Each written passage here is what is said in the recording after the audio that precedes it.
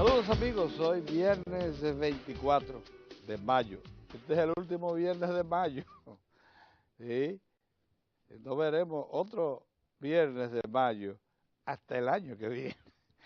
Bien, miren, este es el último viernes de mayo y es también, digamos que a la antesala a ese gran encuentro que tenemos todos los dominicanos con nuestras madres. Así que, bueno, preparémonos para que este domingo celebremos con las madres, todos los que las tenemos y disfrutamos de ellas, eh, ese día que es para todas ellas, que es tan esperado también por todos sus hijos, para estar junto a su regazo.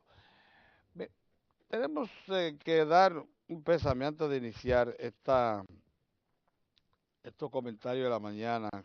Claro, confirmando primero que el presidente de la República, el licenciado Danilo Medina, eh, abandonó el país esta mañana a las 5:36 en un vuelo privado para estar presente en la ceremonia de instalación, de reinstalación del presidente de Ecuador. Junto a él viajan el ministro de la presidencia, el ministro administrativo de la presidencia y otras autoridades más del gobierno que estarán presentes en esta ceremonia. Pero antes de eso, queríamos entrar en otras consideraciones, que dar el pésame a una familia de deportistas históricos como es la Guerrero, porque ayer murió uno de sus mayores talentos. Todos son beisbolistas de primera línea. A mí me correspondió jugar con uno de ellos en la Universidad Autónoma de Santo Domingo cuando fuimos campeones nacionales de béisbol amateur en 1961-62, 62 específicamente. Murió ayer Epifanio Guerrero, el superescucha, el primero que recibió esa calidad de los equipos de las grandes ligas. Epifanio fue atacado eh, a una determinada edad y luego de que se le descubriera, porque Epifanio fue un atleta y fue un jugador profesional de béisbol muy destacado, y desde allí fue que saltó a escucha, a buscar talentos. Pero Epifanio tenía una diabetes muy pronunciada, muy agresiva, con la que combatió por décadas, a pesar de sus reclamos como entrenador, porque nunca dejó de estar presente en los campos de béisbol en forma activa. Un entrenador natural y un hombre con una visión precisa para señalar condiciones excepcionales en los jugadores de béisbol. Por eso participó en selecciones que son de primera línea y fue también muy reconocido en la Major League Baseball. Los Toronto y otros equipos más le agradecen mucho que les hizo llegar a figuras como Cabeza Fernández y muchos otros que fueron jugadores de primera línea.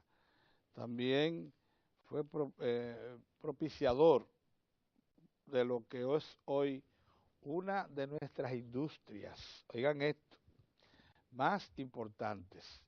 En la República Dominicana tenemos establecidas más de 30 academias de béisbol, cada una con instalaciones que semejan a una universidad, porque tienen dormitorios, muchas de ellas hasta más de 50, tienen gimnasios, tienen comedores, tienen cocinas industriales, tienen personal, casi todas superan 50 personas cada una de esas academias y mueven una cantidad superior a los 125 millones de dólares al año aquí en el país. Esas academias representan a cada uno de los equipos de béisbol de Grandes Ligas, más a la Toyo dos equipos japoneses también tienen academia aquí. Y es bueno que ustedes sepan que en la República Dominicana vienen a formarse peloteros de las siguientes latitudes: Taiwán, Australia, Corea, Argentina, Holanda, Italia. Aquí, ahí, si ustedes no lo sabían, aquí hay una liga de verano que se mantiene muy activa y que debiera ser mucho más promovida, conocida por todos, donde participan peloteros de todas las nacionalidades. Eh, a pesar de que, por ejemplo, Venezuela debe tener unos 56 o 60 peloteros de grandes ligas, y nosotros poco más de 80 o 90, nos están picando cerca. En Venezuela apenas hay 2 academias. En Puerto Rico desaparecieron, los puertorriqueños vienen a entrenar aquí. Nosotros somos la segunda capital del béisbol mundial. Segunda capital del béisbol mundial. La primera, lógicamente, Estados Unidos con sus grandes empresas. Entonces, Epifanio abrió ese trecho y por ahí han venido todas esas empresas, que son empresas todas, de los equipos de grandes ligas. Hay equipos como los Yankees que tienen 2 academias, para que lo sepan. Y eso forma parte de todo ese desarrollo económico y social que muchos habladores, manipuladores, personas que no acaban de entender lo que se está convirtiendo en la República Dominicana, exageran diciendo, cuando ven determinados desarrollos que es el fruto de negocios sucios, y no saben que es que la República Dominicana viene acumulando calidades extraordinarias y por donde quiera le sale a usted una persona con sueldos que son los que pagan los famosos apartamentos de las torres que usted ve. Usted sale por Piantini, usted sale por Naco y sigue bajando hasta la Nacaona y se pregunta quiénes viven ahí. Bueno, dominicanos y algunos extranjeros que han venido a vivir al país, que participan activamente en la economía. Eso no es el fruto del narcotráfico, como una vez oí decir, y no se lo he perdonado jamás al doctor Marino Vinicio Castillo. No, señor.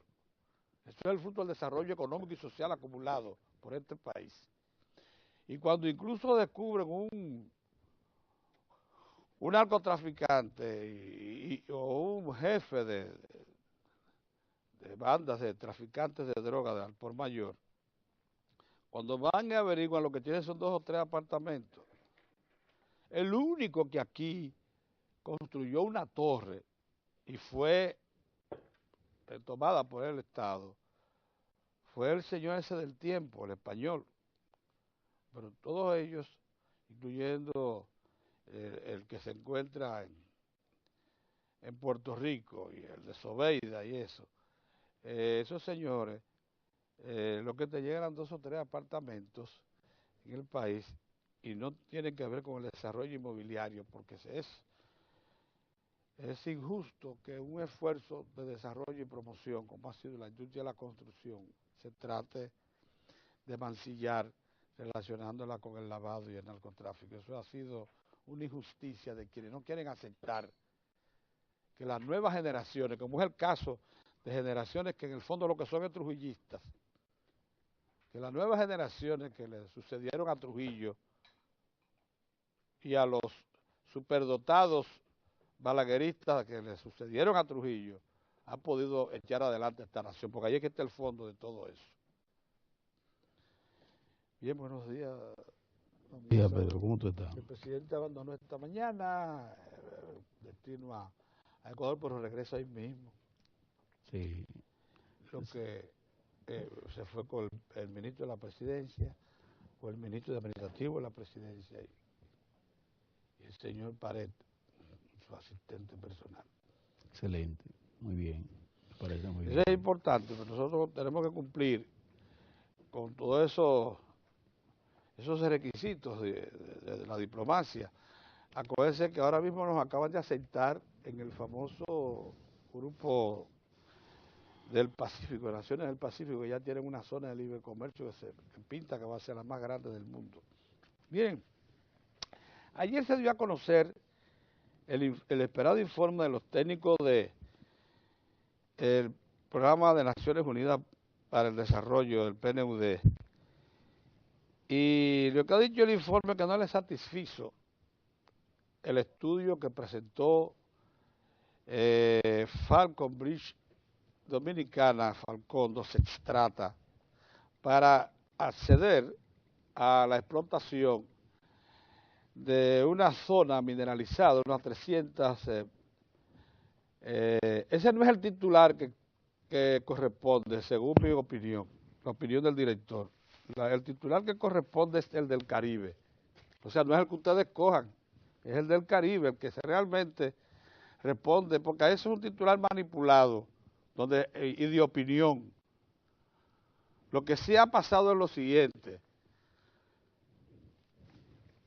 Y también, si quieren, podemos escoger este. Informe PNUD aleja más. Eso es verdad. Crea una situación de dificultad, pero no es aquello que... Lo que ha dicho el informe es que no tiene suficiente solidez en cuanto a garantías para que se conceda el permiso de explotación, que no ofrece garantías de preservación, según los técnicos del Programa de Naciones Unidas para el Desarrollo, de la fauna y de la flora y de las fuentes acuíferas que están en Miranda, que no son las que se dijeron aquella vez, porque lo que encontraron allí fue un río, el Jagüey, y varios afloramientos de agua. Ustedes saben que en cualquier estribación del país hay lo que se llaman manantiales, que finalizan creando cañadas, las cuales siempre van a parar a una corriente de agua más grande, ya sea un arroyo o un río. En este caso, la mayoría de ellas van a parar al Jagüey. Loma Miranda es una estribación de poco más de 2.000 hectáreas, de las cuales 1.450, algo así, son propiedad de Falcon Bridge Dominicana. Y dentro de esa propiedad hay unas 300 hectáreas que son las que están mineralizadas, y fue la que solicitó Falcon Bridge intervenir. Solicitó 400 de las 1.600, porque tiene que, sabiendo que solo está concentrado el mineral en 300 hectáreas. Para eso fue que elaboró un plan de explotación, incluso dando garantías de que el río Jagüey no sería tocado, de que los residuos no irían a parar por escorrentía o cualquier otra causa al curso del río Jagüey, que es un río de entre medio metro a 1 metro cúbico por segundo. Si usted le puede llamar río a eso. Eso califica como arroyo. Pero el Fondo de Naciones Unidas, ustedes saben muy bien, el Programa de Naciones Unidas es muy exigente. El mundo entero, en todas partes del mundo, se está desarrollando una vocación por la preservación del medio ambiente.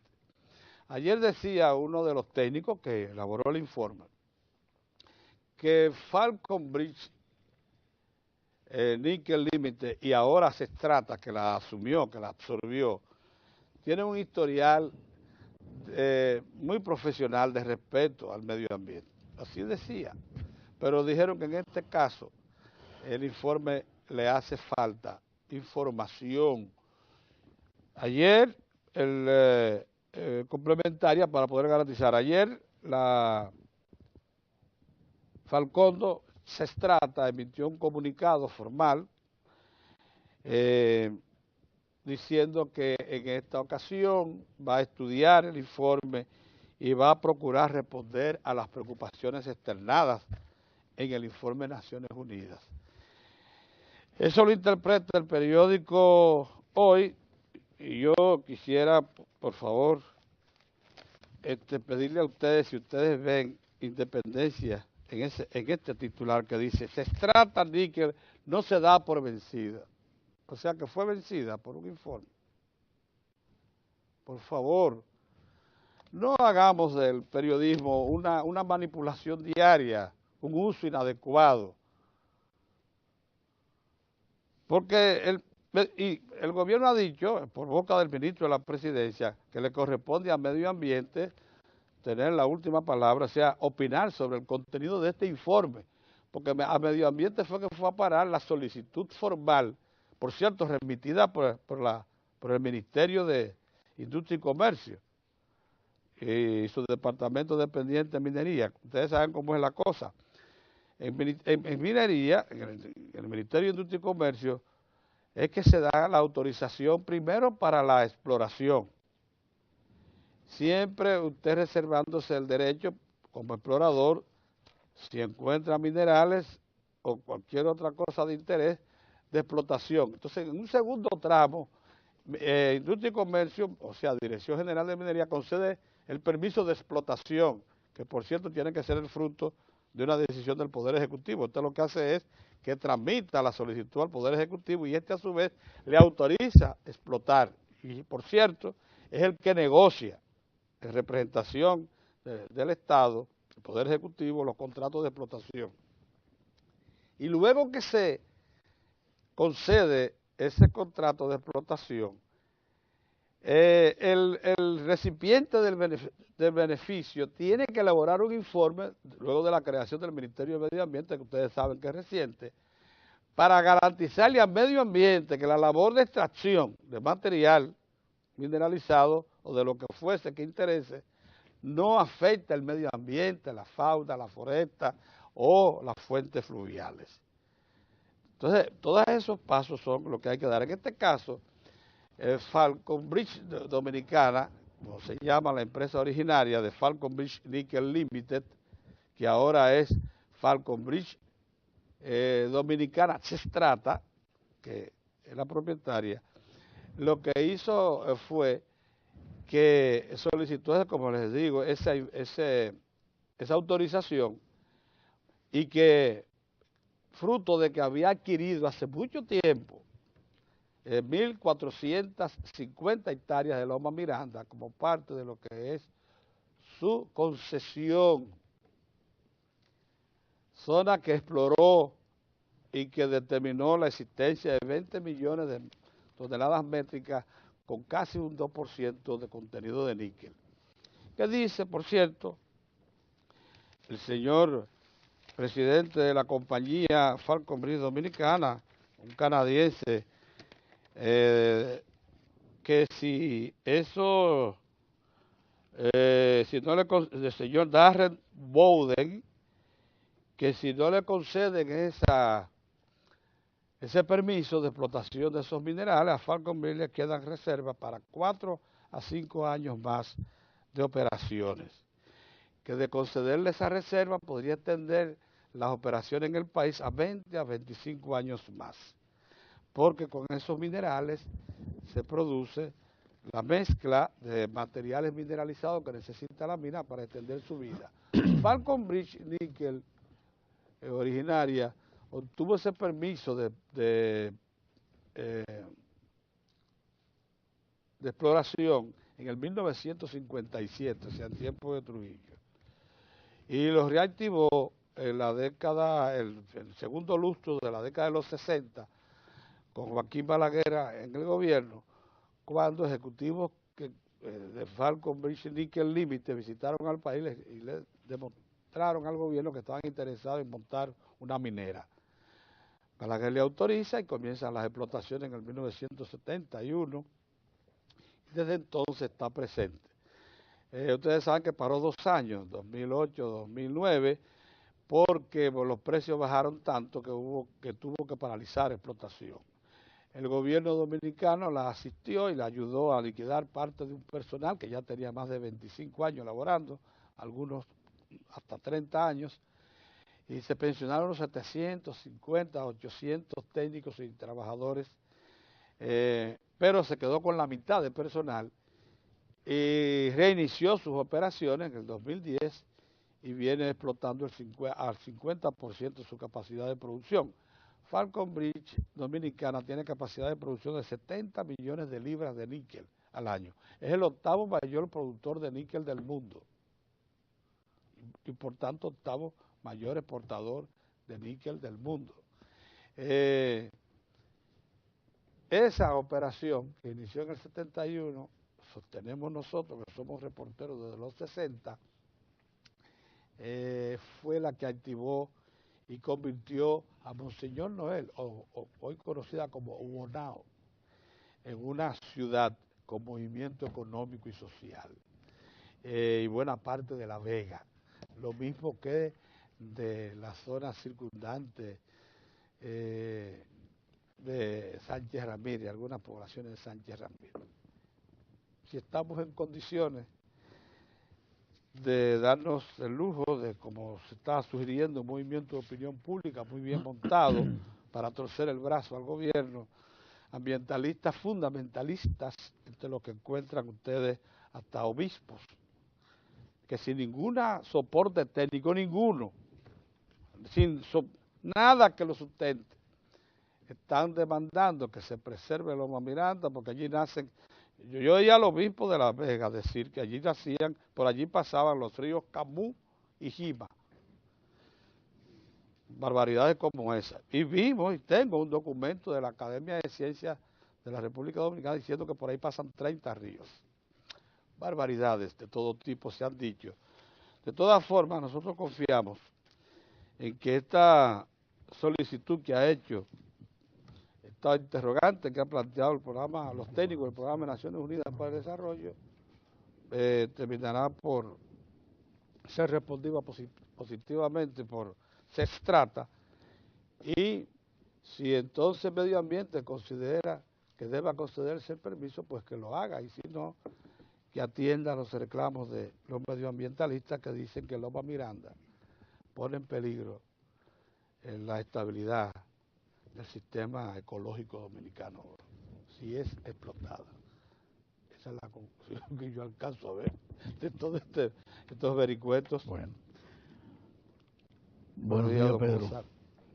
¿Y qué ha pasado con nuestro amigo Héctor Tineo? Me dicen que lo están empolvando.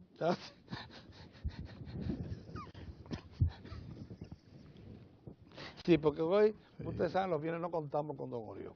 No, Orión se toma los viernes. Pero es justo, Orión tiene demasiado carga en la semana, sobrecargado. Sí, es verdad, es verdad. Multiempleo. Multiempleo. Un poquito más allá de Prudi, multi. Sí. Miren, señores, buenos días. Déjenme empezar por ustedes saben que ayer nosotros decíamos que era un día especial porque era un día donde esperamos que al menos se abrieran las compuertas para grandes decisiones importantes. Por un lado tenemos el caso del salario y por otro lado tenemos el caso Loma Miranda y todo lo que ello representa. En el caso particular del salario, pues los empresarios, la cúpula empresarial, a través de ese brazo que yo lo denomino el brazo armado del empresariado, uno de los sectores más atrasados del país, que es la patronal, pues ayer lo que hizo fue ofertar un 13% para el salario mínimo de los trabajadores. Ellos han ido en una especie de ganancia de tiempo y hasta de burla al país. Comenzaron con un 8.5%, subieron a 9%, luego a 10%, 10.8%, 11% y ahora están en 13%. Mientras tanto, se sigue violando la ley que establece que cada 2 años hay que revisar el salario mínimo en la República Dominicana. Pero la tosudez empresarial, la mezquindad empresarial y el atraso empresarial coloca al país en medio de una espera que lo daña absolutamente todo y crea un ambiente hostil, porque es un ambiente hostil el que crea este tipo de actitud por parte de las cúpulas empresariales de la República Dominicana. Está harto demostrado a través de diferentes estudios que si real y efectivamente se quiere responder a los requerimientos de una familia, de un trabajador, para poder responder a requerimientos mínimos, el aumento debería ser de alrededor de un 30%. No obstante eso, las centrales sindicales, en una actitud muy madura, responsable, han sido mucho más flexibles y han aceptado que se maneje un espacio entre un 17 y un 28%. Las centrales sindicales, que muchas veces decimos que eso se ha descompuesto, que no tiene representatividad ya, sin embargo, acusa una gran madurez que nosotros ponderamos en su justa dimensión, contrario al sector empresarial, que se lo engulle todo y se lo quiere seguir engullendo absolutamente todo, incluyendo el crecimiento de los capitales y de la economía, que durante los últimos 8 años tuvimos un crecimiento de alrededor de un 7,2%, y la casi totalidad de esa riqueza fueron a parar precisamente a manos del sector privado, del sector empresarial. Entre otras manos, en lo que es un mal de siempre, un mal de la democracia dominicana, de una distribución criminal de la riqueza en el país, porque todo se va a un solo lado. Pero los empresarios se han creído, y por suerte, y eso hay que agradecérselo al Partido de la Liberación Dominicana, que ha ido rompiendo algunos esquemas. La capacidad del PLD de colocarse con una entidad, con un proyecto, una visión clara de lo que debe ser el país, con una visión transformadora, pues nos ha llevado a que muchas decisiones y actitudes que se manejaban a la libre en algunas torres de este país, en algunas oficinas de reputadas firmas de abogados y en determinadas empresas del país, ahí era que se tomaban decisiones políticas trascendentes. Imagínense ustedes si no se iban a tomar decisiones como esa de los salarios, de aumento, si se aumentaban o no salarios en el país. Pero soplan otros vientos. Ha surgido una nueva generación, se ha ampliado, y eso sí hay que reconocerlo, el empresariado ya no está, o sea, el sector productivo nacional, la gran empresa no está solo en manos de 8 o 10 grandes familias, sino que eso felizmente ahí ha habido también una democratización del capital. Es verdad. Una democratización del capital, porque por la visión del Estado, por la forma en que se ha manejado el Estado en los últimos años, eso ha dado posibilidad a aperturas de nichos de negocio para gente que no podía incursionar. Y se ha ido rompiendo con monopolios tradicionales, desde las telecomunicaciones, cuando Codetel era ama y señor de las telecomunicaciones, que no había forma de que le marcharan ahí. Desde eso hasta la industria a todos sus niveles. Y ahora, con este empuje de la administración del presidente. American Airlines, cuando tú, hace 30 años, sí, cuando tú ibas a comprar un pasaje, tú creías que estaba entrando a la embajada de los Estados Unidos. Miren lo que es American hoy. Exactamente. Limitada. O sea, el mundo ha cambiado, la sociedad ha cambiado, pero esa gente del empresariado, de la cúpula empresarial, entienden que la resistencia a ellos les favorece. Y yo he dicho que, de acuerdo a todos esos estudios, el aumento del salario deberá rondar entre un 17 y un 20%. porque por debajo del 17% es inaceptable. Inaceptable. No hay forma de que se pueda justificar un aumento de salario mínimo por debajo de un 17%. Que no sea una imposición con todo lo que eso pueda representar, porque los trabajadores han ido a los nichos institucionales que coloca la ley en sus manos en procura de que se atienda ese reclamo legítimo y al cumplimiento de la ley. Han estado en el comité de salario, cada vez que lo convocan los empresarios han ido con los empresarios, han flexibilizado, no hablan ni remotamente como hablaban antes, que era 100%, 50%, fíjense cómo han ido flexibilizando, o sea, hay una actitud de decencia en los trabajadores frente a la petulancia y a la provocación del sector empresarial. Eso es lo que hay en el país.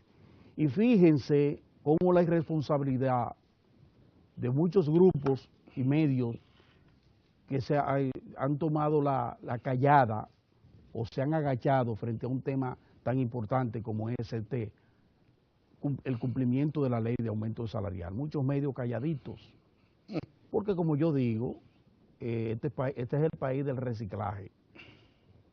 Aquí circula, son vasos comunicantes. Entonces usted ve muchos periodistas, comunicadores que responden a esos intereses empresariales que no dicen nada. Usted no ha escuchado a un solo patriota hablar de eso. A un solo patriota usted no escucha hablar de eso. Desde Juan Bolívar Díaz, pasando por Fausto Rosario, hasta Miguel Guerrero. Son empresas que trabajan para empresas de grupos económicos y que tienen empresas de comunicación porque y no esos quieren son los tocar el patriotas. salario. No quieren tocar el salario. Eso no lo tocan. No. Eso no lo tocan. Hasta ahí no. Ahí el patriota Bernardo Vega no dice ni ji. No, porque ahí están los Bonetti, ahí están los Vicini, más adelante. Y la embajada, porque es un agente. Están los Vicini, está Pepín Corripio, esas son las fuerzas empleadoras del país. Una provocación permanente. Y yo le he venido advirtiendo al gobierno que tiene que tener mucho cuidado con eso. Porque el gobierno va muy bien, con ese 80 y tanto %, perfectamente bien. Pero aquí hay muchas cosas que siguen marchando mal. Una de las cuales es el incumplimiento de la ley para el salario mínimo. Y la actitud del Estado Dominicano, que no termina de darse cuenta de que también ahí hay que hacer lo que nunca se ha hecho. En esa parte hay que hacer lo que nunca se ha hecho. Entonces los hacedores de leyes, el Congreso Nacional tiene la responsabilidad de que si en el Comité Nacional de Salario no están en condiciones de hacerle ver a estos señores del empresariado que tienen que cumplir con la ley y que tienen que ser racionales y que no pueden exponer al país a que esos trabajadores, en vez de ir al Congreso o al Comité del Salario, vayan a la calle con todo lo que eso significa para el país, para la estabilidad del país. Entonces que lo haga el Congreso, que lo haga. Hay precedentes, que lo haga. Ya está bueno de seguirle soportando esta majadería al sector empresarial, que se alza con todo, pero es quien más tiene que perder. Eso hay que decirlo también. Miren, Loma Miranda, parece que la gente de la minera Falcon Bridge ha visto por ahí algún tipo de bajadero frente al informe desfavorable del PNUD, porque están hablando en otro idioma. Primero hablaron de que si no hay Miranda, nos vamos. Ahora dicen, aceptamos que nos equivocamos y estamos en condiciones de resolver todo cuanto haya que resolver en materia de impacto ambiental. Dos cosas. Primero, obviamente, la minera mintió, le mintió al país. Porque de la misma manera que el PNUD reconoce que esa firma tiene un historial importante en materia de manejo ambiental en su historial. De esa misma manera, si usted tiene un historial como ese y tiene los técnicos calificados para eso, usted tiene que ser más cuidadoso y no decir que hay un arroyuelo, 4 arroyuelos, cuando lo que hay son 40. Bueno, mira, lo del azul, hay que tener cuidado. Sí, pero tú sabes, un manantial. Sí, son manantiales. Sí. O sea, son manantiales que hay que preservar. Sí.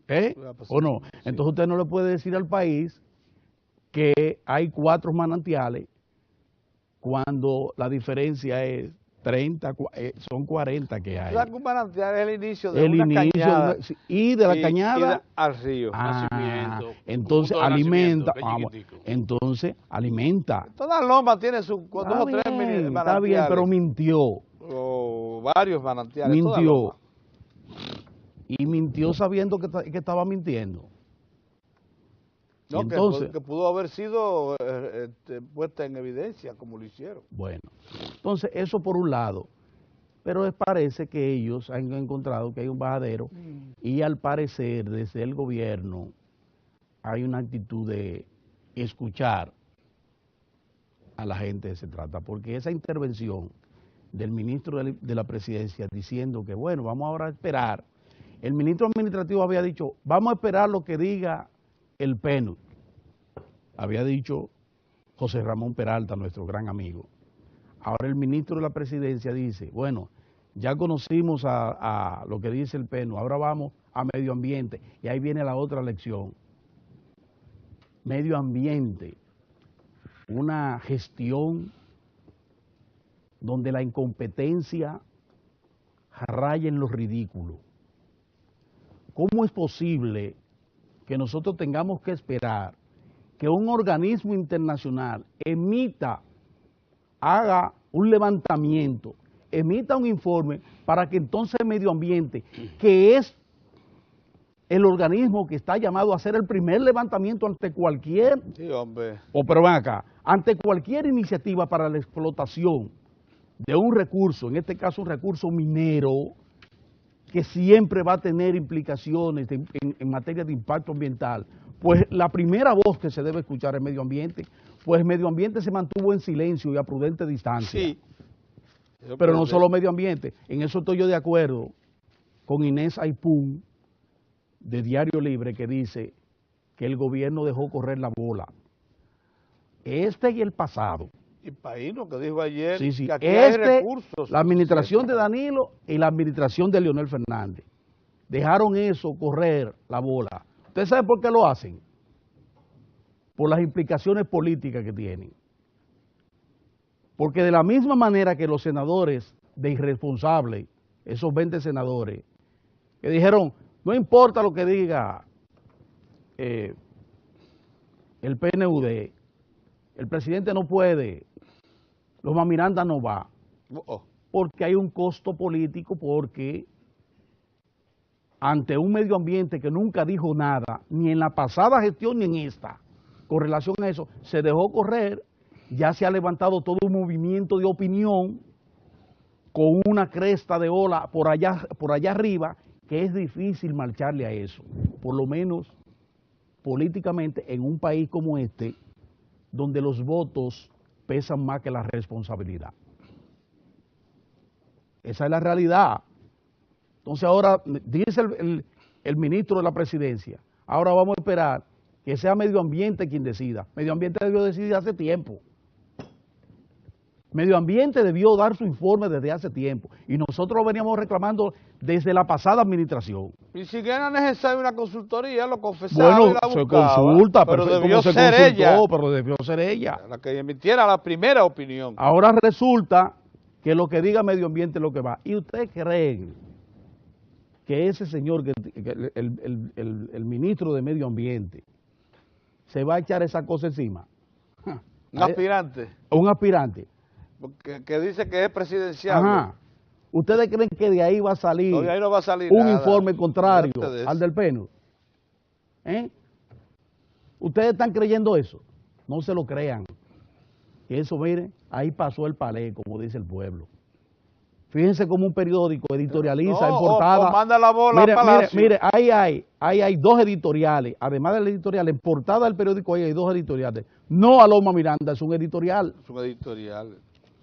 Se trata, Níquel, no se da por vencido, otro editorial. Óigame, qué bárbaro. Pero sustentado sobre qué? Sustentado sobre todo un movimiento de opinión que ha colocado prácticamente al país contraria a cualquier posibilidad de explotación racional que pudiera ser.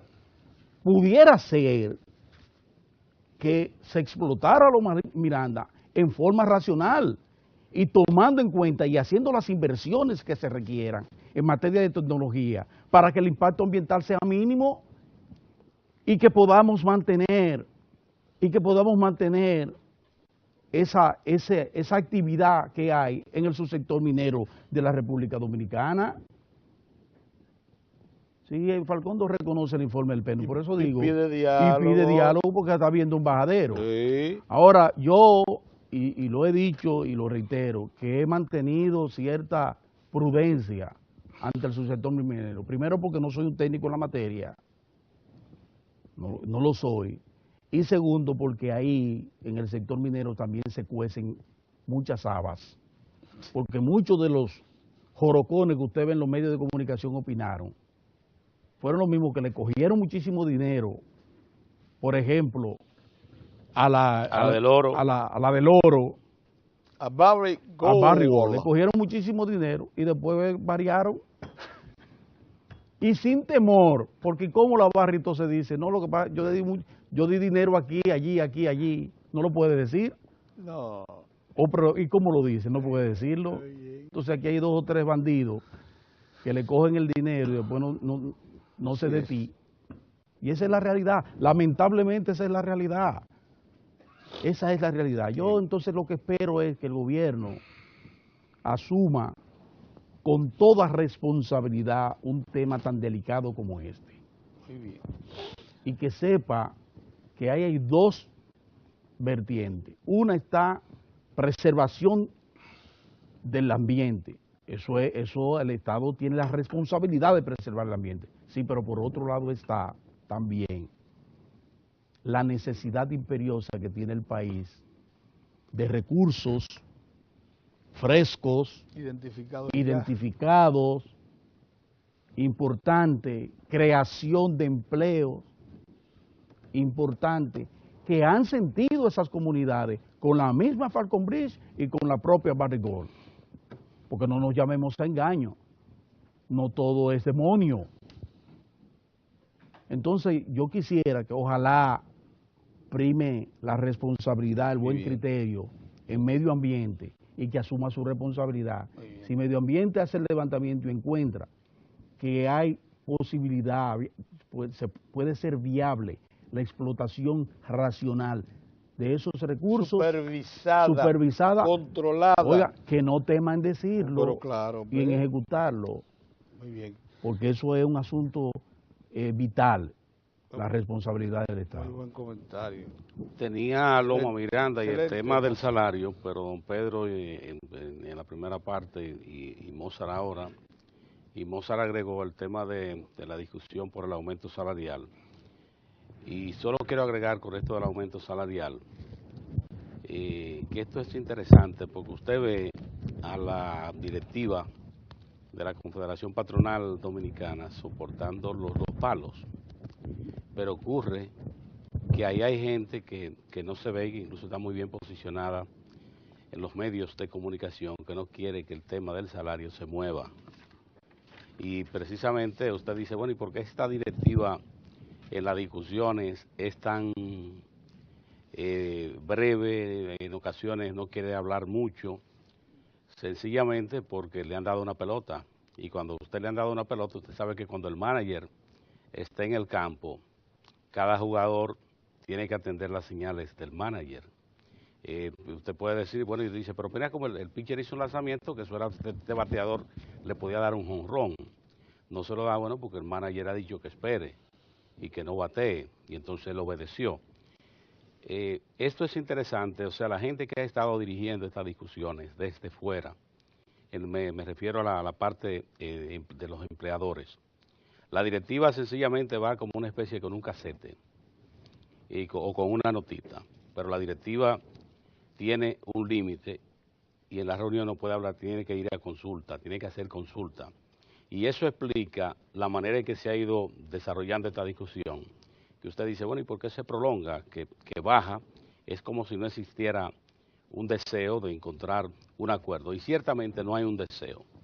En lo que tiene que ver de la parte de los empleadores, esta directiva de la Confederación Patronal lo que está haciendo es representando una posición, pero esa posición es alimentada por la parte del empresariado que está posicionada en los medios de comunicación y que puede incluso influir en la agenda de los medios de comunicación, porque usted tendría que preguntarse por qué ese no es un tema de interés para los grandes medios de comunicación de República Dominicana, porque usted está hablando de los trabajadores y trabajadoras, empleados y empleadas de República Dominicana. Usted está hablando de la mayoría de la gente que participa en una economía y que no encuentre ese eco en los medios de comunicación tiene que ver con todo esto. De ahí hablo de esa directiva porque parece como si ellos estuvieran en el frente, pero ciertamente que esta gente va con un casete y va con una agenda. Y desde afuera se dicta qué hay que hacer y qué se puede hacer y hasta dónde se puede dar. Pero ¿qué es lo que hay que hacer? La decisión del aumento salarial, que ya no se debe aplazar más. Y lo mismo que ahora han estado resistiendo ese aumento salarial, se van a convencer si cambian de posición, que al final van a ser también los beneficiarios del aumento salarial. Porque ¿qué hace un trabajador? ¿Qué hace una trabajadora? Sencillamente usted lo que hace es recuperar la capacidad de compra que ha perdido. Y si recupera la capacidad de compra, el que vende bienes y servicios tiene más posibilidades de vender en el mercado. Esto para los que llevan anotaciones. Un punto que las autoridades deben prestarle mucha atención es también a lo de la discusión en torno a la Junta Central Electoral. Se habla de la Junta Central Electoral, pero lo más importante para estos sectores que se han estado movilizando para tratar de cambiar la composición de ese organismo es las oficialías del Estado Civil. Porque en su criterio entienden que con el control de las oficialías del Estado Civil se pueden hacer muchas cosas. Fíjense en Boca Chica lo que pasó. Se descubrió un caso de múltiples irregularidades en la expedición de actas de nacimiento. Porque hubo una persona que hizo, por ejemplo, registro de declaraciones tardías de 20, y usted dice, bueno, pero ¿cómo pudo dar a luz? ¿Cómo lo pudo procrear?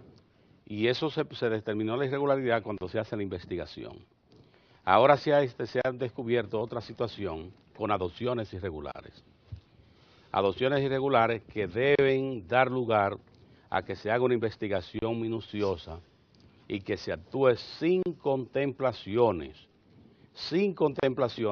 contra las personas que se dedican a falsificar documentos para obtener actas de nacimiento de manera irregular, y a la Junta Central Electoral que brinde estos organismos, porque en cualquier lugar le pueden dar un palo. En el lugar más remoto, más pequeño, le pueden dar un palo, porque precisamente se pueden aprovechar de la falta de atención. La Dirección General de Presupuesto ha estado, este organismo del gobierno, presionado por sectores de los que unos grupos aquí definen sociedad civil y están reclamando que se publique el presupuesto, la ejecución presupuestaria. Ya la Dirección de Presupuesto había informado que hay una decisión en el gobierno de publicar conforme la ley la ejecución presupuestaria. Y el director de presupuesto lo ha reiterado, de manera que nosotros vamos a ver, conforme lo establece la Constitución, esa publicación. Le ha dicho, no se preocupen que el tiempo no ha pasado y nosotros vamos a cumplir con el mandato constitucional y legal de publicar la ejecución presupuestaria. Ahora, ¿qué es lo interesante de esto? Usted lo vería así.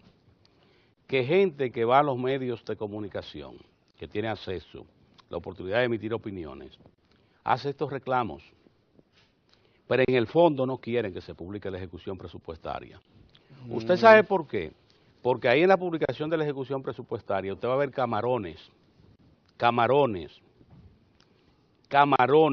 y camaleones, que usted va a decir, pero mira, tiene un contrato en un organismo público, está trabajando para un organismo, pero no sabía que estaba ahí, sí estaba ahí. Y usted ve que han hecho toda esta presión para que se publique la ejecución presupuestaria y no dude que dentro de poco se planteen detrás de la cortina que se excluyan nombres de la ejecución presupuestaria. Y en este caso la Dirección de Presupuesto no debe aceptar presiones.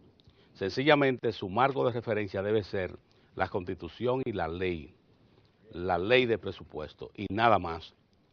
Porque estos actores y actrices tienen que ser expuestos. Le piden una cosa a través de los medios de comunicación y en privado quieren otra. No quieren que se sepa el contrato que tienen con un organismo público, no quieren que se sepa si están participando en una empresa privada que ha logrado un tratamiento para participar en la distribución del presupuesto. Todo esto no le interesa eso, pero logran titulares en los medios de comunicación, que se sea transparente, que la transparencia se imponga, pero puro teatro, no quieren transparencia. Eso es precisamente para lucir simpático ante esa opinión pública y decir que la opinión pública diga, ay, pero mira qué bien, quiere que se fortalezcan las instituciones a través de los medios de comunicación, pero en la realidad no quieren eso. De manera que el tema del presupuesto, denle seguimiento para que ustedes vean lo que va a salir de ahí. Y lo de la zona colonial, en la zona colonial de Santo Domingo, don Pedro y Mozart, hay mucha expectativa entre el comercio y las entidades que ofrecen servicios con este proyecto que ha anunciado el Ministerio de Turismo y la dirección del Indotel. Van a ejecutar un plan para soterrar todas las cablerías, de manera que los cables de las telecomunicaciones, se ha hablado que ya también está avanzado un acuerdo con la distribuidora de electricidad para que la zona colonial no tenga cables aéreos. Esto ha despertado muchas expectativas y desde aquí expresamos nuestras condolencias a los familiares y amigos de Epifanio Guerrero, que fue un ícono en el béisbol de República Dominicana, porque durante muchos años Epifanio trabajó como escucha y esto le permitió pues mantener relaciones con las organizaciones deportivas de la capital y las provincias. Señores, miren, hoy es viernes de la Seguridad Social. Está con nosotros uno de los cabezas de todo el sistema de la Seguridad Social, nada más y nada menos que el Superintendente de Salud y Riesgos Laborales de la CISARRIL, el señor licenciado Fernando Camaño. Con él vamos a conversar un rato. Y más luego viene Cultura del Agua, pero antes, unos mensajes. Regresamos.